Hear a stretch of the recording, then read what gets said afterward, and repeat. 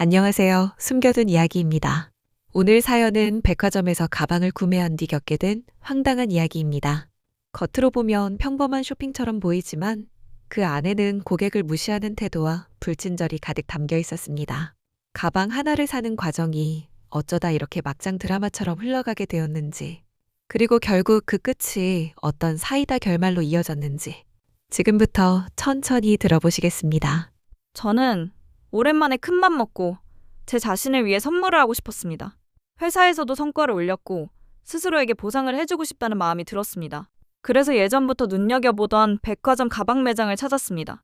백화점 1층, 조명이 화려하게 반짝이는 곳에 매장이 있었습니다. 진열대 위에는 반짝반짝 윤이 나는 가죽 가방들이 줄지어 있었고, 솔직히 말해 가격대가 만만치 않아 쉽게 다가가지 못할 정도였습니다. 하지만 저는 마음을 다잡았습니다. 이번에는 꼭 좋은 걸 하나 사자. 매번 저렴한 것만 사니까 오래 쓰지도 못하고 금방 질리잖아. 그렇게 용기를 내어 매장 안으로 들어갔습니다. 문을 열고 들어가자 직원 한 명이 카운터 뒤에 서 있었습니다.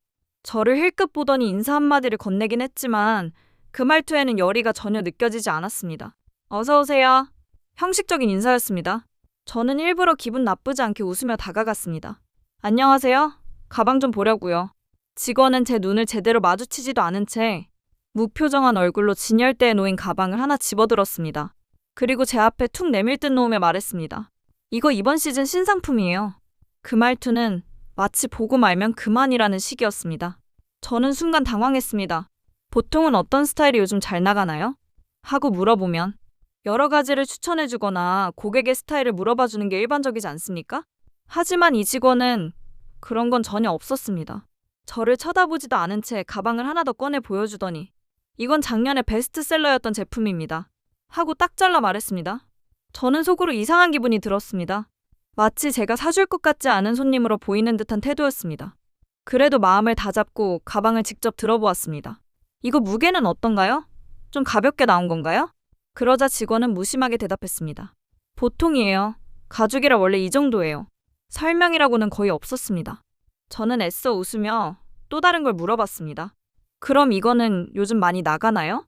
직원은 제 질문을 듣고 잠시 입꼬리를 올리며 말했습니다. 그거는 고객님이랑은 안 어울리실 것 같아요. 그 말이 농담처럼 들릴 수도 있었겠지만 그때의 뉘앙스는 분명히 비아냥에 가까웠습니다.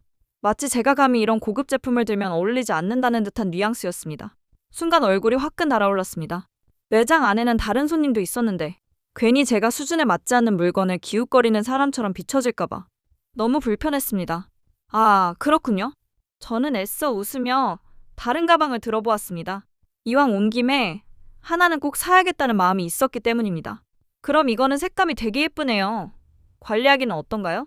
그러자 직원은 시큰둥하게 대답했습니다. 색이 연해서 얼룩 잘 타요.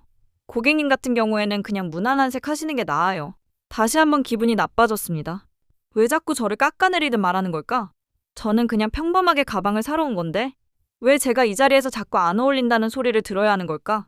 불편한 마음을 안고 한참을 매장을 둘러본 끝에 저는 결국 무난하면서도 세련된 디자인의 가방을 하나 골랐습니다. 솔직히 직원의 태도 때문에 그냥 나오고 싶기도 했습니다. 하지만 마음먹고 온 김에 빈손으로 나가면 더 억울할 것 같았습니다. 그래서 계산대로 향했습니다. 카드를 내밀며 이걸로 할게요 하고 말했는데 직원은 여전히 시큰둥한 표정으로 가방을 포장했습니다. 영수증은 여기 있습니다. 네, 감사합니다. 제가 마지막까지 예의를 갖춰 인사했음에도 불구하고 직원은 끝내 제 눈을 보지 않았습니다. 백화점 매장을 나오면서 저는 알 수 없는 씁쓸함에 휩싸였습니다. 내가 몇십만 원을 쓰면서 왜 이런 기분을 느껴야 하지? 마치 제가 무언가 잘못한 사람처럼 괜히 주눅들어 가방을 산 느낌이었습니다. 그날은 억지로 제 마음을 달래며 그래도 예쁜 가방이니까 잘 쓰면 되겠지 하고 스스로 위로했습니다. 하지만 이 불친절한 경험은 그저 시작에 불과했습니다. 제가 상상도 하지 못했던 더 큰 문제는 그 가방을 실제로 사용하기 시작하면서 나타나게 되었습니다. 가방을 산 날 이후 저는 새로 산 가방을 유난히 조심해서 사용했습니다. 백화점에서 산 고가의 제품이라 그런지 괜히 어디에 부딪히거나 흠집이 날까봐 신경을 곤두세웠습니다. 비가 오는 날에는 아예 사용하지 않았고 회사 갈 때도 별다른 짐을 넣지 않은 채 가볍게 들고 다녔습니다. 솔직히 저는 그 가방을 자주 사용하지도 않았습니다. 일주일에 서너 번, 그것도 잠깐 들고 다니는 정도였습니다. 그럼에도 불구하고 한 달도 채 지나지 않아 이상한 문제가 눈에 들어왔습니다. 가방 끈과 본체를 연결하는 부분에서 미세하게 틈이 벌어지고 있었습니다. 처음에는 제 눈이 잘못된 줄 알았습니다. 하지만 시간이 지날수록 그 틈이 점점 더 커지는 게 보였습니다. 실밥이 풀리듯 가죽이 갈라지고 있었던 겁니다. 저는 믿기지 않았습니다. 이게 몇십만 원짜리 가방인데 이렇게 빨리 망가진다고? 저는 혹시나 싶어 거울 앞에서 다시 살펴보고 손으로 조심스럽게 만져보았습니다. 하지만 분명히 이건 제 착각이 아니었습니다. 가방 자체에 문제가 있는 게 분명했습니다. 저는 다시 영수증을 챙기고 문제의 가방을 들고 매장을 찾았습니다.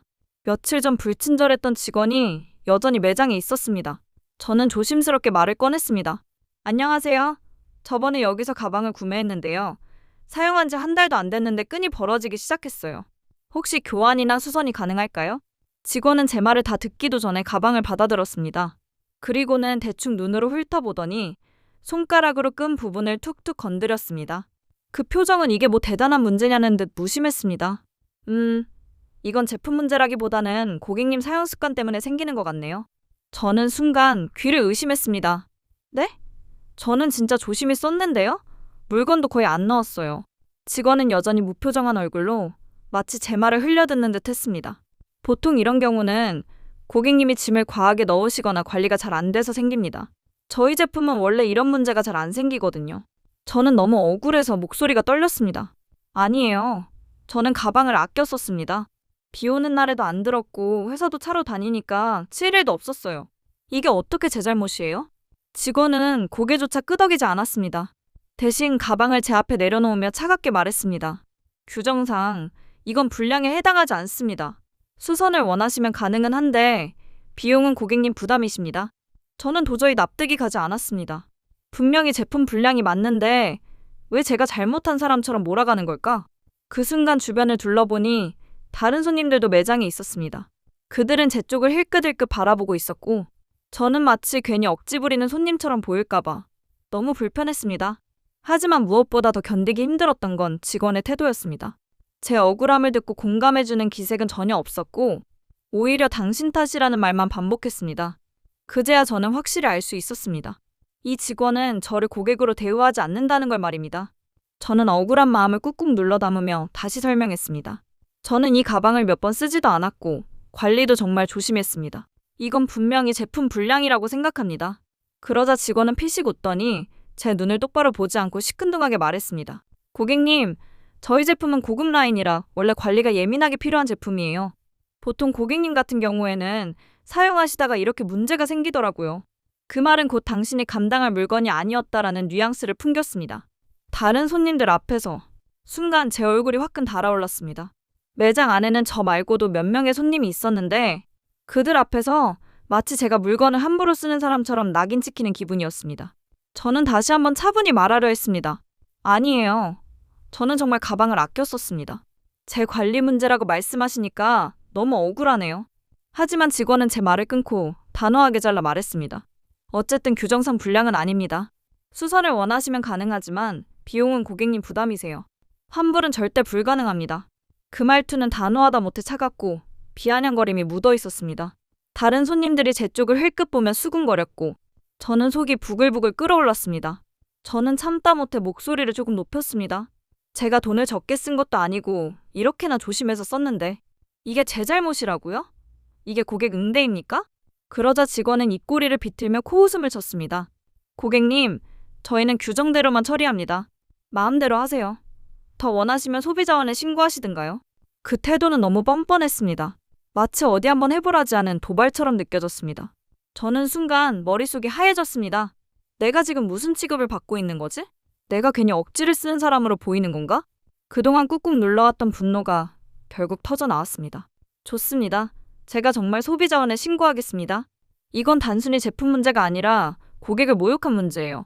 제가 괜히 억지 부리는 게 아니라는 걸 꼭 증명하겠습니다. 제 목소리는 매장 안에 울려 퍼졌습니다. 순간 다른 손님들이 저를 바라보며 수군거렸습니다. 몇몇 손님은 고개를 끄덕이며 직원 태도 심하다라는 표정을 짓기도 했습니다. 하지만 정작 직원은 태연했습니다. 아무렇지 않다는 듯 팔짱을 끼고 말했습니다. 네, 마음대로 하세요.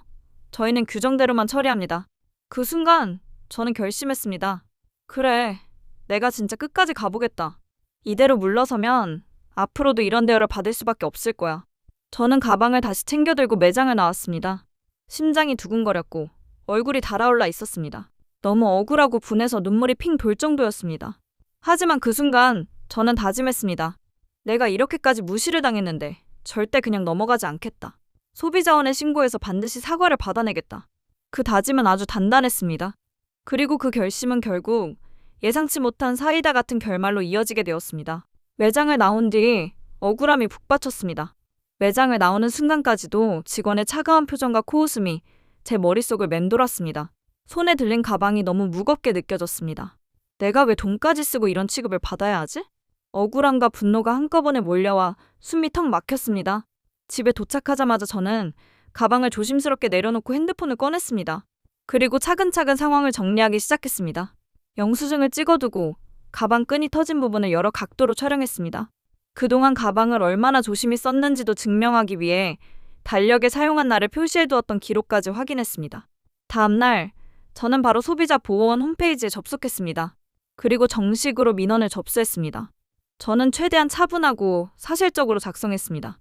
억울함을 감정적으로 토로하기보다는 객관적인 증거와 발언을 그대로 남겼습니다. 며칠 뒤 소비자원 담당자로부터 전화가 걸려왔습니다.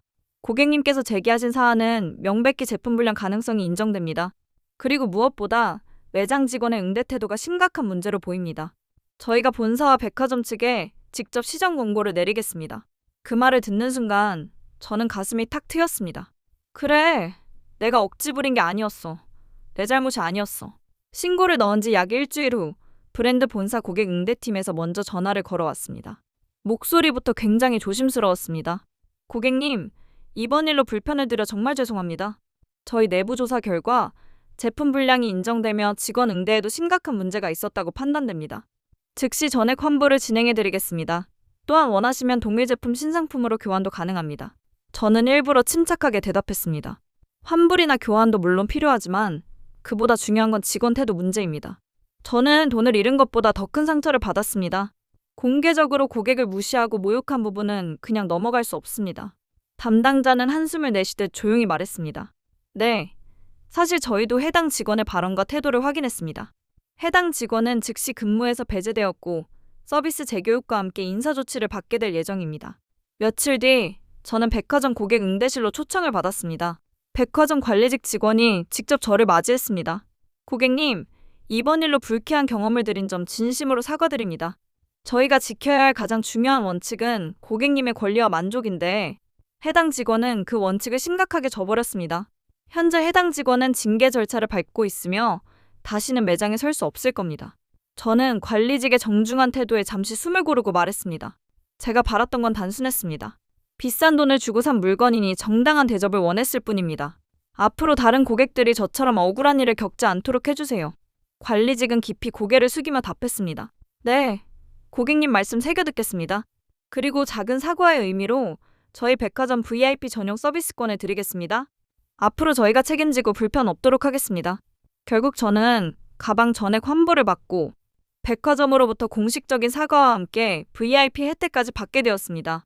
무엇보다도 가장 통쾌했던 건 제가 매장에서 당했던 무시와 모욕이 결국 잘못된 응대로 인정되었다는 사실이었습니다. 그 직원이 코웃음을 치며 했던 말, 마음대로 하세요. 소비자원에 신고하시든가요? 그 말이 고스란히 부메랑이 되어 돌아갔습니다. 저는 속으로 이렇게 중얼거렸습니다. 앞으로는 함부로 고객을 무시하지 못하겠지. 이게 바로 결과야. 이번 사연을 통해 제가 느낀 건 단순했습니다. 소비자는 절대 혼자가 아니라는 겁니다. 정당한 권리를 요구하는 건 억지가 아닙니다. 만약 억울한 일을 겪으셨다면 반드시 정식으로 문제를 제기하시길 바랍니다. 저처럼 끝까지 목소리를 낸다면 결국 사이다 같은 결말을 맞이할 수 있을 테니까요. 오늘의 이야기는 여기까지입니다. 사연이 공감되셨다면 좋아요. 구독 댓글 부탁드립니다. 감사합니다.